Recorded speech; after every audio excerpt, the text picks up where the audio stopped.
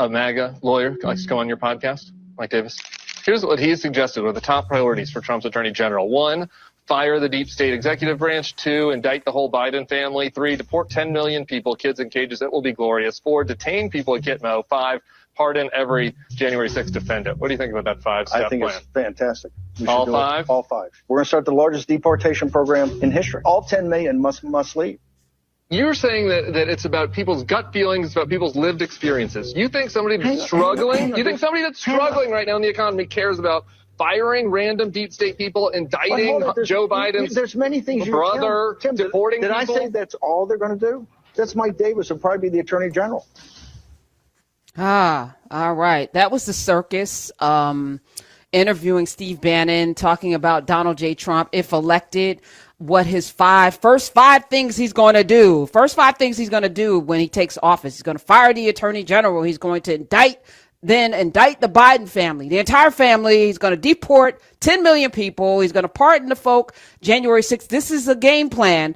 Nothing about your health care, nothing about the environment that we all live in, climate, nothing about that, nothing about the economy and making sure that the gas prices that people are so concerned about actually is lower. Nothing about all these wars going on. Nope. Indict Biden, deport 10 million people, pardon the folk that stormed the Capitol and actually participated in an insurrection in the United States of America. That's what Trump will do.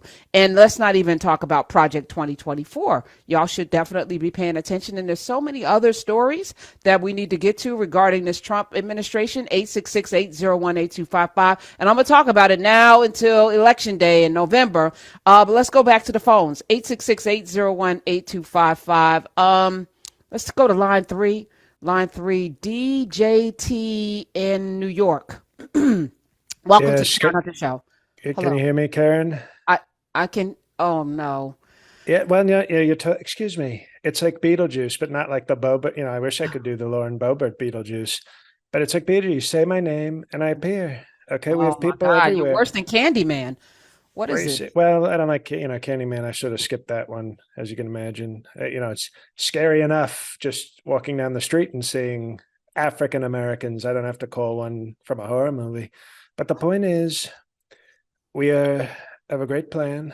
Okay. Remember Stella? She got a groove back. I rember what do you know about it? You know had black people in it. I didn't think you watched movies with black people in it. No, I was just passing a room and it was on, I think.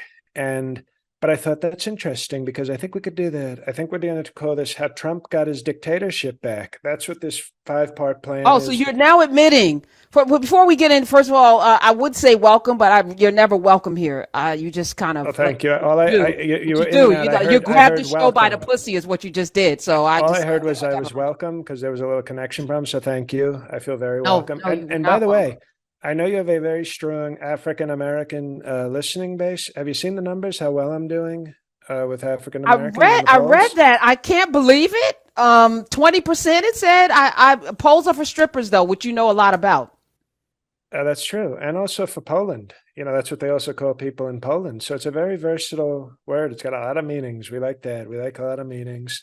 And I have to say, by calling it How Trump Got His Dictatorship Back, it's sort of, we're going to subliminally reach all those African Americans who liked it when Stella got her groove back. And they're going to say, wow, sir, this sounds very familiar. I think I like it. I think I like the plan. I think it sounds like a good plan. What? Pandemic, millions of people dying. That part of the plan. Also chaos, the storm Capitol. No rights, overturn Roe v. Wade, overturn of affirmative action under your tutelage and the people that you sat on the Supreme Court. Is that what you think the blacks are cheering? What part of getting our groove back did you? Well, I think they like jobs. I think they like jobs because they like jobs and they like the fact that, like a lot of the rappers, I use the N-word. So I think they see a sort of connection. All right. Listen. I was going to start off sending my condolences once I knew it was you, because your eldest sister, Marianne Trump Barry, she died, 86 years old. Marianne Trump Barry, your sister, Wasn't she the federal mayor of judge. DC? Remember, she No, smoked no, no, crack. no. That's Marion Barry, your sister, Mary Ann Trump Barry, 86, former federal judge, selected by Ronald Reagan to serve on the federal district court in New Jersey in 1983, and then nominated by President Bill Clinton. So that means she was a versatile woman. To the Third Court of Appeals, Judge Mary Ann Trump Barry, your sister, she died. Doesn't ring a bell. Doesn't ring No, a okay. bell. All right. Well, there's a picture of you with her somewhere. So There's a picture, as we've said, there's pictures with me that a lot of people, okay? People want to get their this is picture taken your with me. sister, So, your older sister. Okay. All right. I was just going to ask if she's going to be buried on the golf course next to Ivanka. I was just curious if that's what you were. oh, no, Ivana. I would never bury Ivana? Ivanka. Oh, Ivanka's going to be buried in my casket, okay? But Ivana was my ex-wife. She's on, I don't know, she's in the golf course somewhere. okay. All right. Your lawyer. I actually don't think you're going to even be on the table to be elected in 2024. I think you're going to be in an orange jumpsuit to match your complexion. And I was watching your lawyer, who seems to You be got to coordinate. Remember that? I also one time saw Boomerang. That was another a black black movie. show that I can't imagine that you And watched. he said coordinate.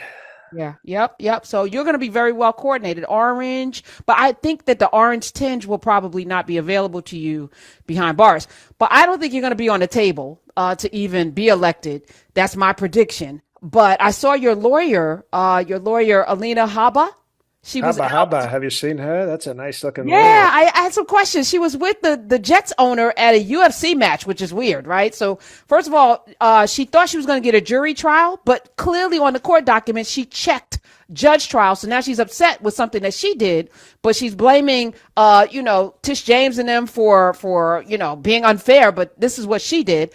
But she's out there with Woody Johnson. His name is Woody, which is interesting. The Jets owner, and they're at a UFC match. She has a pocketbook, a clutch with MAGA on it, and she's wearing a necklace. And the necklace says FJB. What does that stand for, Trump? FJB. What is that? Well, as you know, a strong Christian who's never been to church, I can't say the word because I'm respectful, okay?